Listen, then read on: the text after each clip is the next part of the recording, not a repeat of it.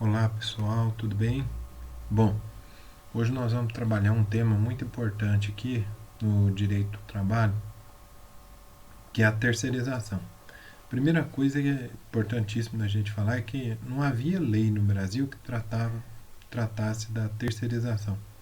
Havia apenas o que nós chamamos de entendimento simulado TST, tá certo? E isso durante muito tempo gerou uma distorção muito grande, né?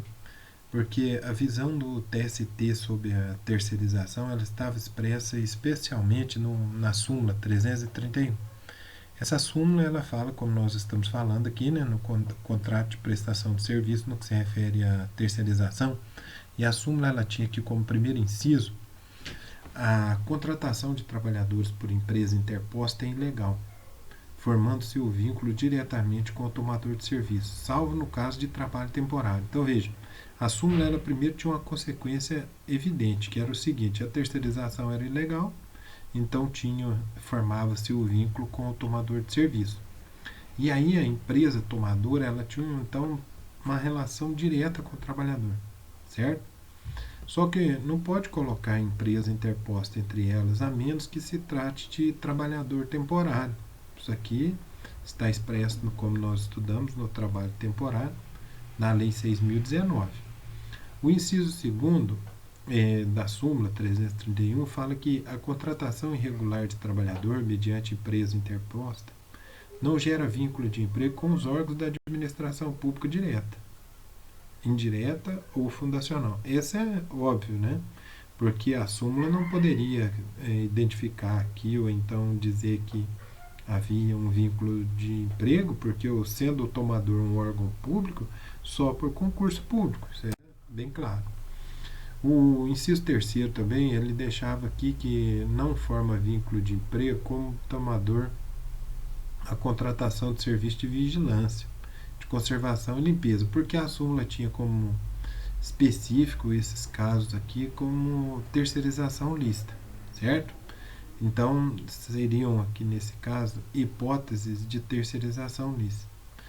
E muito importante a gente fazer uma observação aqui que nesses casos aqui é lógico que a terceirização é importante, porque se pega uma determinada empresa, ela tem todo um grupo de trabalhadores com uma mão de obra extremamente específica, aí você faz uma terceirização da função da limpeza e da função da guarda, isso acaba ajudando no desenvolvimento das atividades da empresa.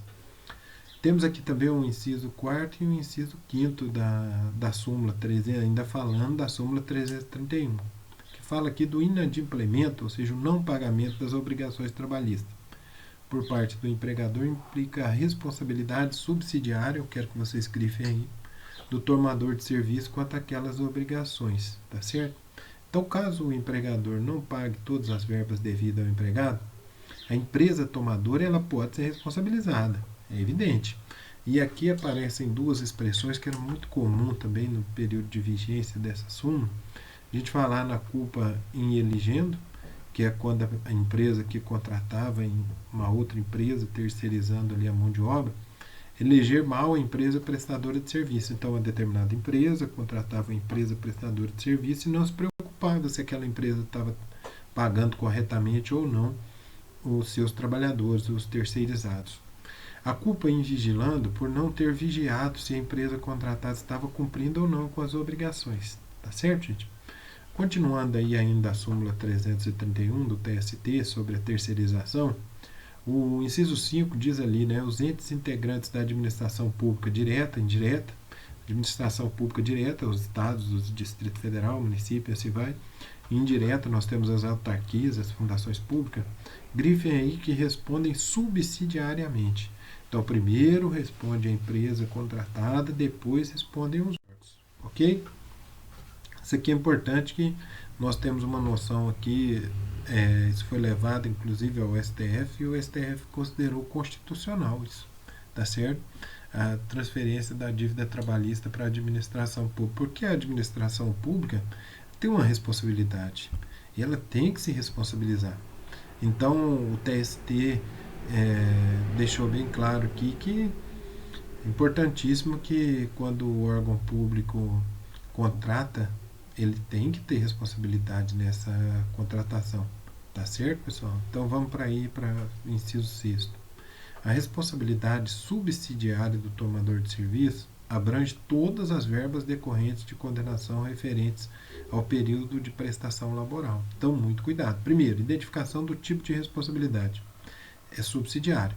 Então, subsidiariamente, o tomador responde pelo período em que houve a prestação, durante aquele período de prestação, tá certo?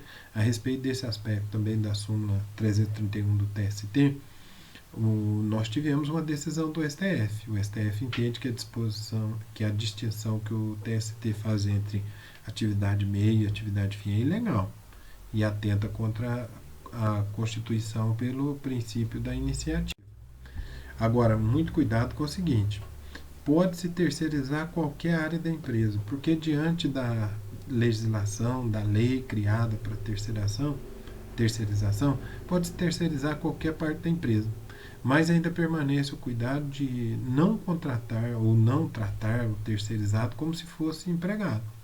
Se fizer isso, continua existindo o risco de vínculo com o tomador.